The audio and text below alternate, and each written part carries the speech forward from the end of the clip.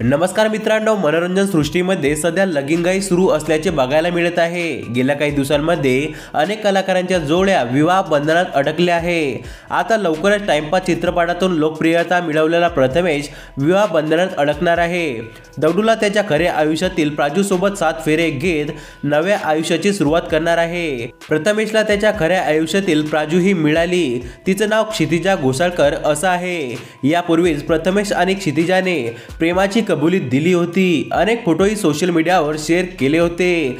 आता प्रथमेश आणि क्षितिजा लवकरच लग्नाच्या बेडीत अडकणार आहे। क्षितिजाने तिच्या इंस्टाग्रामवरून केळवण्याचे फोटो शेअर करत लवकरच विवाह बंधनात अडकणार असल्याचं म्हटलं आहे।